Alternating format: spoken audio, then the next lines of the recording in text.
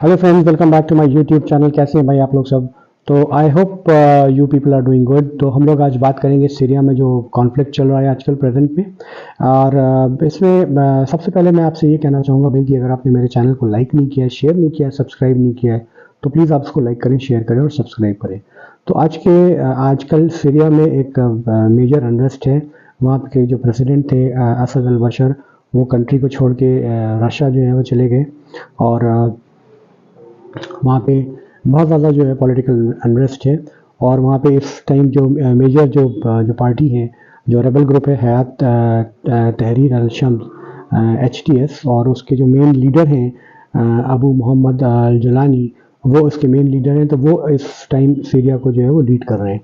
तो बेसिकली अगर सीरिया की हम जो है वो लोकेशन देखें और उसके जो सराउंडिंग जो कंट्रीज़ हैं वो देखें, तो उसके नॉर्थ में टर्की है, वेस्ट में जो है वो मेडिटेरेनियन सी है, ईस्ट में इराक है, साउथ वेस्ट में जो है वो आपका लेबनान है, साउथ में जो है वो इसराइल है।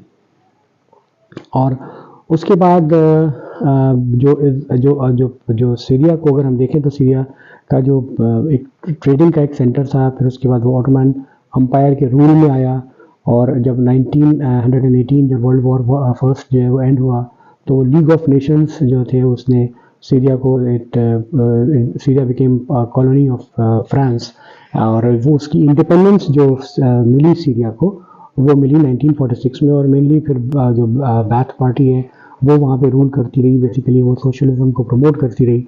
बाय 1971 फिर वो जो हाफिज अल असद थे, जो उनके फादर थे बशर अल असद के, वो जो है वो आए पावर में। और वो 2000 तक, जब तक कि उनकी डेथ नहीं हुई, तब तक वो पावर में रहे।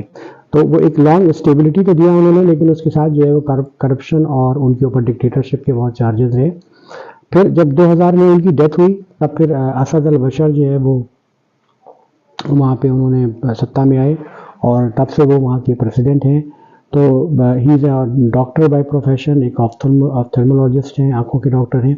तो ऐसा सोचा जा रहा था कि जब वो आएंगे तो कई सारे चेंजेस लाएंगे, बहुत सारे रिफॉर्म्स लाएंगे, लेकिन एक्चुअली में उसका उल्टा हुआ, विपरीत हुआ, और उन्होंने और ज़्यादा जो है वो डिक्टेटरशिप को आगे बढ़ाया या प्रमोट किया। तो बेसिकली जो इनका जो इनकी अगर ओरिजिन देखें, तो ये अलवेत कम्युनिटी को बिलोंग करते हैं, जो कि एक शिया कम्युनिटी है। तो वहाँ पे जो ये रूलिंग पार्टी है, जो रूलिंग जो लोग हैं वो शिया सेक्ट के हैं, जबकि मेजॉरिटी जो आपका जो पॉपुलेशन है वहाँ पे लगभग करीब 85% it is mainly of Sunni Muslims. तो वो एक मेजर जो है वो कॉन्फ्लिक्ट की वजह रही, क्योंकि वहाँ पे भाई रजीम जो है वो शिया है, और वो जो वहाँ के जो लोकल जो नेटिव्स हैं उनको थोड़ा सा सप्रेस करती है, उनको थोड़ा सा दबाती है। तो इस वजह से जब अरब स्प्रिंग हुआ 2011 में, तब ये बेसिकली जो है वो वहाँ से ये सिविल वॉर जो है, सिविल अनरेस्ट स्टार्ट हुआ। और एक डेरा नाम का एक सिटी था वहाँ पे सदर्न सीरिया में, वहाँ पे जो है वो मेनली जो है वो प्रोटेस्ट स्टार्ट हुए। छोटा सा प्रोटेस्ट था, फिर वो मैसिव हुआ पूरे सिटी को, फिर पूरे सीरिया में जो है वो ये सीरिया में पूरा जो है वो इन्गल्फ हुआ। तो बेसिकली अगर देखा जाए तो ईस्टर्न और वेस्टर्न पार्ट में सीरिया के रेबल्स काफ़ी जो थे वो स्ट्रॉन्ग होल्ड था उनका। और जो ये सदर्न पार्ट था, जहाँ पे डेमस्कस जो है वो सदर्न पार्ट में है सीरिया के, वो जो था वो असद अल बशर के कंट्रोल में रहा। और इसमें जो है वो मेनली रशिया और ईरान का और काफ़ी रोल रहा इनको सपोर्ट करने में, या जो रेबल ग्रुप्स थे उनको जो है वो कम करने में भी, क्योंकि जो आपके रशियंस थे उन्होंने एयर स्ट्राइक से उसको काफ़ी जो है वो सपोर्ट किया आर्मी ने उनके वेपन से। तो उससे जो है रेबल्स जो है वो सप्रेस हुए। लेकिन आज की जो स्थिति है वो ये है कि भाई रशिया जो है वो यूक्रेन में बिजी है लड़ने में, और ईरान जो है वो इसराइल से जो है वो लड़ने में लगा हुआ है।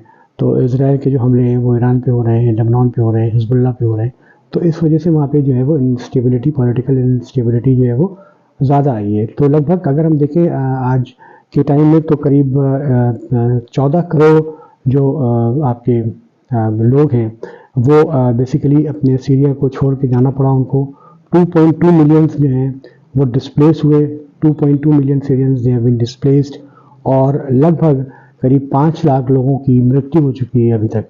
जो सीरिया का जो सिविल अनरेस्ट है, लगभग जो पिछले 15 सालों में जो चल रहा है, तो इसमें मेनली जो कई सारे इसमें जो है रेबल ग्रुप्स जो हैं वो लड़ने के लिए जो असद गवर्नमेंट से लड़े, लेकिन इसमें मेनली जो मेजर जो पार्टी है जो आई, जो मेजर रेबल ग्रुप है वो था हयात तहरीर अल-शम्स HTS, और उसके जो लीडर हैं वो हैं अबू मोहम्मद अल जुलानी, और now he is actually representing Syria.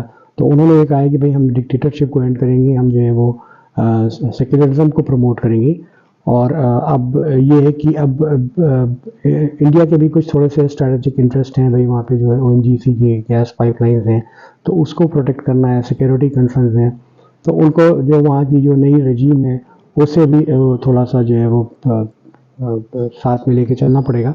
तो सीरिया बेसिकली फिर ये 8 दिसंबर को इतनी 2 हफ्तों के अंदर ही जो है वो इनका पूरा सिस्टम जो है वो कोलैप्स किया सीरिया का। और जो सीरियन प्रेसिडेंट हैं असद अल बशर, उनको जो है वो 8 दिसंबर को कंट्री 2024 को कंट्री छोड़ के उनको रशिया जाना पड़ा। और मेनली मैंने आपको बताया जो रीज़न है उनके जो कमज़ोर पड़ने का, असद अल बशर का वो जो उनके पार्टनर्स थे, सपोर्टिंग पार्टनर्स, जो स्ट्रेटेजिक पार्टनर्स है रशिया और ईरान, वो जो है वीक हो गए। इस वजह से वीक हो गए क्योंकि रशिया जो है it is busy in fighting with Ukraine, and then Iran is being attacked by Israel, and